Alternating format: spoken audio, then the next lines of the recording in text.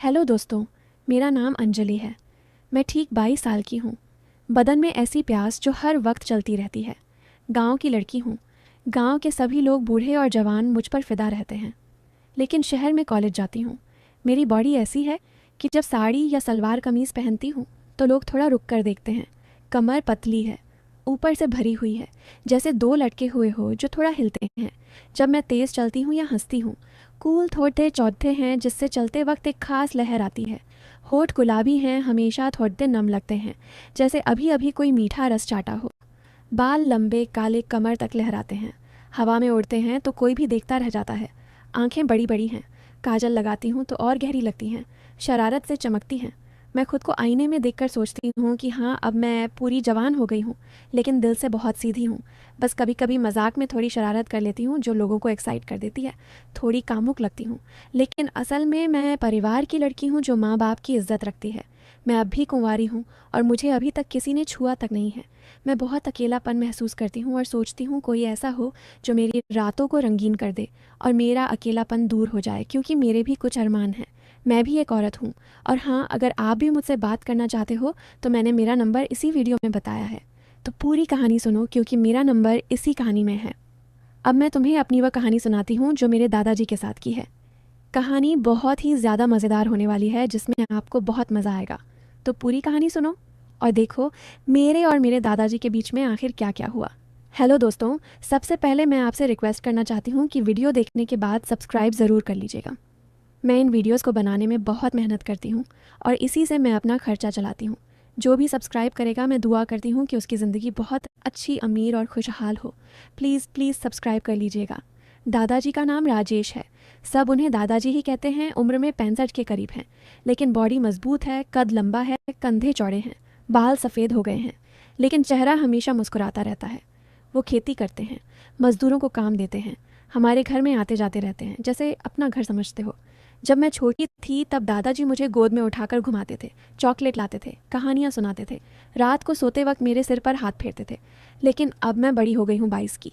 अब वो मुझे बेटी कहते हैं, लेकिन उनकी नज़रें थोड़ी अलग हो गई हैं, बातें थोड़ी शरारती हो गई हैं, अलग वाली। मैं सोचती हूँ कि शायद वह बस मजाक कर रहे हैं क्योंकि वह दादाजी हैं, परिवार के हैं। लेकिन दिल में एक छोटा सा डर भी रहता है, एक अजीब सा सस्पेंस कि कहीं कुछ और तो नहीं सोच रहे, लेकिन फिर भी वो दादाजी हैं, मुझे बहुत प्यार करते हैं और मैं भी उन्हें बहुत मानती हूँ। बात उस गर्मियों की छुट्टियों की है। मैं कॉलेज से गांव लौटी थी। घर छोटा सा है, लेकिन आंगन बड़ा है। चारों तरफ हरे खेत, दूर दूर तक सुबह मुर्गियाँ चहचहाती हैं, शाम को गायों की घंटियाँ बजती हैं। उस दिन सुबह मैं जल्दी उठी। शहर की आदत से नींद जल्दी टूट जाती है। मैंने एक पतली सी सफ़ेद कुर्ती पहनी थी, नीचे टाइट लेगिंग्स। कुर्ती इतनी पतली कि पसीना आते ही बॉडी से चिपक जाती है। आंगन में झाड़ू लगा रही थी।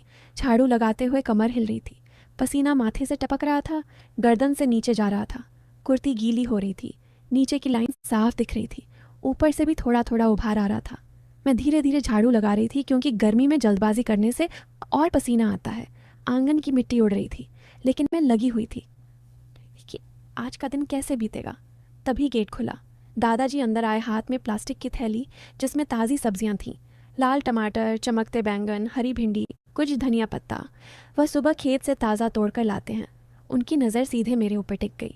थोड़ी देर चेहरे पर रुकी, फिर नीचे कमर पर जहाँ मैं झुकी हुई थी और कुर्ती चिपकी हुई थी। उनकी आंखें थोड़ी सिकुड़ी हुई, जैसे कुछ देख रहे हो। मैंने महसूस किया, लेकिन झाड़ू जारी रखी। अरे अंजलि, बेटी क्या कर रही है इतनी सुबह? कमर हिलाकर झाड़ू लगा रही है। लग रहा है कोई नाच का रिहर्सल कर रही हो किसी लड़के के साथ, डांस प्रैक्टिस। उनकी आवाज़ गहरी थी, आंखों में शरारत चमक रही थी। वो थैली नीचे रखी और मेरी तरफ आते हुए मुस्कुराए।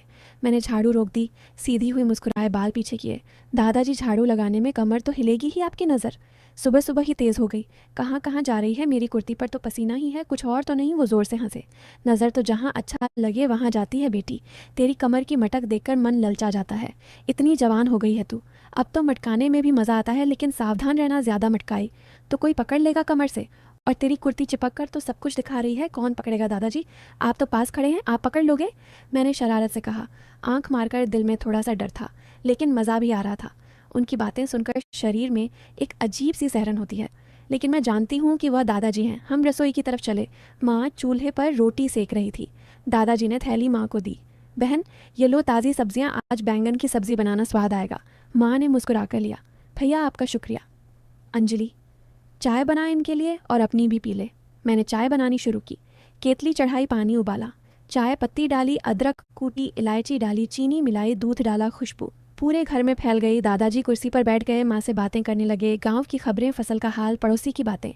मैं चाय छान कर 2 कपों में डाली, एक दादाजी को दिया। कप देते वक्त उनकी उंगलियां मेरी उंगलियों से छू गईं, गर्म कप की वजह से। लेकिन थोड़ी देर रुकी, उनकी उंगलियां मेरी हथेली पर रुकी, जैसे जानबूझकर। मैंने महसूस किया गर्मी लग रही थी। तेरी उंगलियां कितनी नरम हैं अंजलि, जैसे मक्खन। चाय भी मीठी लग रही है, तूने क्या मिलाया इसमें? मैंने शर्माकर कहा। मीठास तो मेरे अंदर है दादाजी, चाय में बस थोड़ा सा डाला। आप चख कर देखो। चखूँ? अच्छा लगेगा क्या? ज़्यादा मीठी चीज़ें तो जीभ पर चिपक जाती हैं, फिर उतारने में मज़ा आता है। जीभ पर चिपक जाए तो क्या हुआ? आपकी जीभ मजबूत है, ना साफ कर लोगे? मैंने आंख मारकर कहा। वो हंसे। हाँ हाँ, मेरी जीभ बहुत काम कर चुकी है, लेकिन तेरी मिठास नहीं है। चखने का मन करता है, लेकिन बस चाय पी लेता हूँ, ज़्यादा चखूँगा तो ललचा जाऊँगा। चाय पीते पीते वह बोले, अंजलि मेरे खेत में नया बोरवेल लगा है, पानी बहुत ठंडा आ रहा है, तू आना कभी, देखना कितना मज़ा आएगा। गर्मी में बॉडी को ठंडक मिलेगी, पूरा शरीर डुबो दो तो सारी गर्मी निकल जाएगी।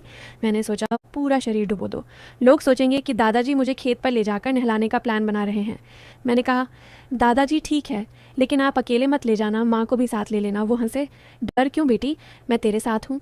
तेरी बॉडी को ठंडक देने का तरीका मैं जानता हूँ, हाथ लगाकर भी ठंडा कर सकता हूँ, फिर अलग बात।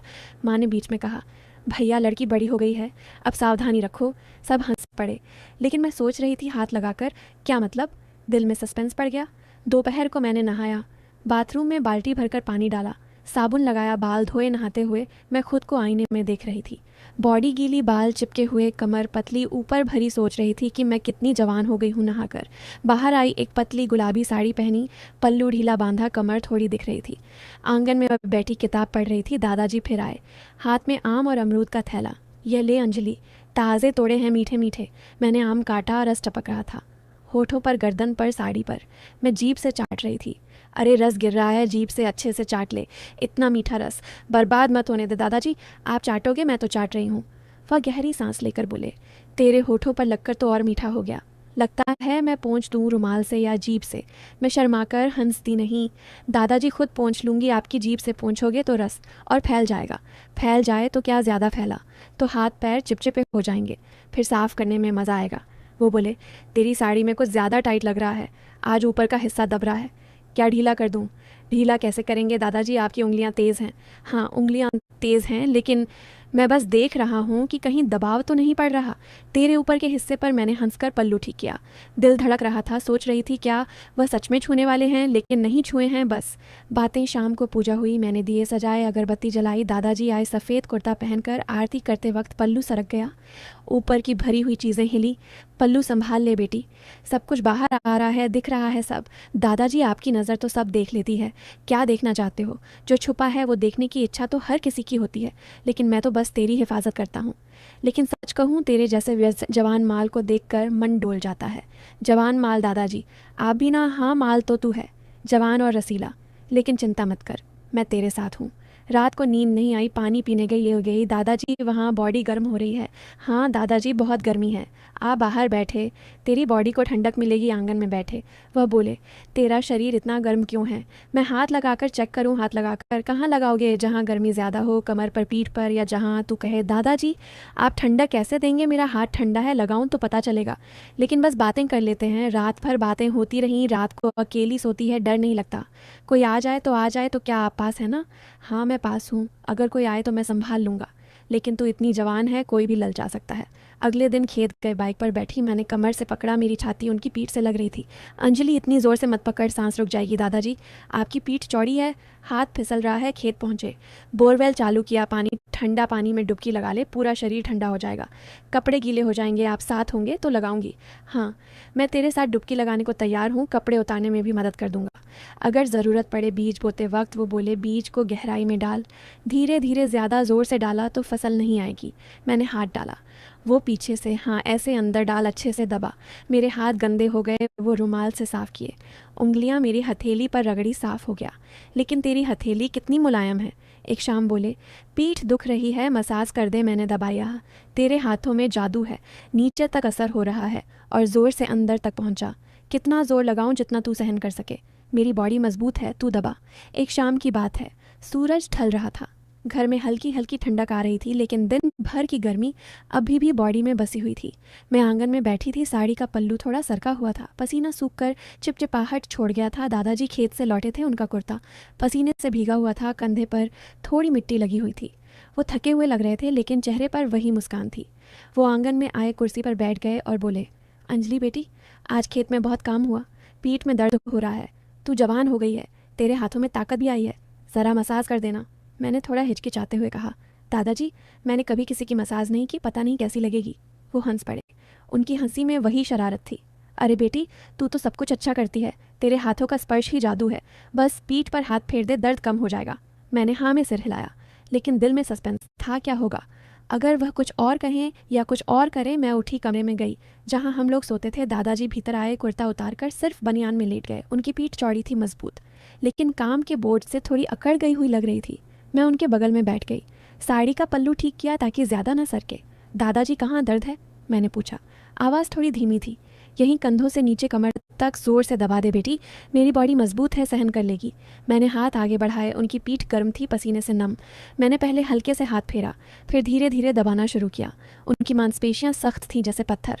मैंने कंधों से शुरू किया, अंगूठे से गोल गोल दबाया। अब वाह अंजलि, तेरे हाथों में कितना जादू है, वो बोले। आवाज़ भारी हो गई और नीचे कमर के पास, वहाँ बहुत दर्द है। मैंने हाथ नीचे ले जाया, कमर के पास दबाया। उनकी कमर पर भी पसीना था, गर्मी महसूस हो रही थी। मैंने ज़ोर से दबाया, उनकी सांस तेज़ हो गई। हाँ, ऐसे ही और ज़ोर से अंदर तक पहुंचा दे, दर्द को बाहर निकाल दे। उनकी आवाज़ में एक अजीब सी भारीपन था। मैं सोच रही थी, अंदर तक यह अलग बातें हैं या बस दर्द की बात। दिल तेज़ धड़क रहा था। मैंने और ज़ोर लगाया, उनकी पीठ पर हाथ फेरते हुए। उनकी सांसें तेज़ हो रही थीं। हाँ बेटी, तेरा हाथ कितना नरम है, लेकिन ताकत भी है। और नीचे, हाँ वहाँ। मैं थोड़ा असहज हुई, लेकिन रुकी नहीं।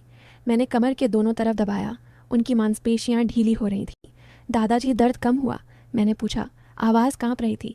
हाँ, बहुत आराम मिल रहा है, तेरे हाथ लगते ही दर्द भाग रहा है, लेकिन थोड़ा और नीचे की तरफ। हाँ वहाँ। मैंने हाथ और नीचे ले जाया, लेकिन रुक गई। दिल में सवाल उठ रहा था, कहीं ये ज़्यादा तो नहीं हो रहा। मैंने कहा, दादाजी अब ठीक है ना। वो मुड़कर मेरी तरफ देखे, आंखों में वही शरारत। हाँ बेटी, बहुत अच्छा लग रहा है, तेरे हाथों का स्पर्श जैसे कोई जादू कर रहा हो, लेकिन अगर तू चाहे तो और देर तक। मैंने हंसकर कहा, बस दादाजी, अब आप आराम कर लीजिए, मैं चाय बना लाती हूँ। वो मुस्कुराए। ठीक है बेटी, लेकिन याद रखना, तेरे हाथों में जादू है, कभी भी ज़रूरत पड़े तो बता देना। मैं उठी, कमरे से बाहर आई। दिल अभी भी तेज़ धड़क रहा था। सोच रही थी, क्या वह सच में सिर्फ दर्द की बात कर रहे थे या कुछ और सस्पेंस अभी भी बाकी था।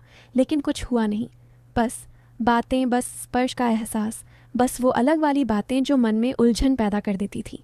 मसाज के बाद की घटनाएं सुनो। वो शाम बहुत खास थी। मसाज ख़त्म होने के बाद मैंने हाथ धोए, लेकिन मेरे हाथ अभी भी गर्म थे। दादाजी उठे, बनियान पहनी, कुर्ता पहन लिया। उनकी आंखों में वही शरारत थी, लेकिन चेहरे पर थकान कम लग रही थी। वो बोले, वाह बेटी, तेरी मसाज ने तो कमाल कर दिया, पीठ अब हल्की लग रही है, जैसे कोई बोझ उतर गया हो। तू तो जादूगरनी है, मैंने शर्माकर कहा। दादाजी, बस थोड़ा दबाया था, आप आराम कर लीजिए। वो मुस्कुराए। चाय तो बाद में, पहले तू बैठ, ज़रा इतनी मेहनत की है, थक गई होगी। मैं उनके बगल में बैठ गई। कमरा हल्का अंधेरा था, शाम की रोशनी खिड़की से आ रही थी। वो मेरी तरफ मुड़े। अंजलि, तू सच में बहुत अच्छी हो गई है। छोटी थी तब तो बस गोद में खेलती थी, अब तो हाथों से ही आराम दे देती है। तेरे हाथों का स्पर्श कितना नरम है, लेकिन ताकत भी है।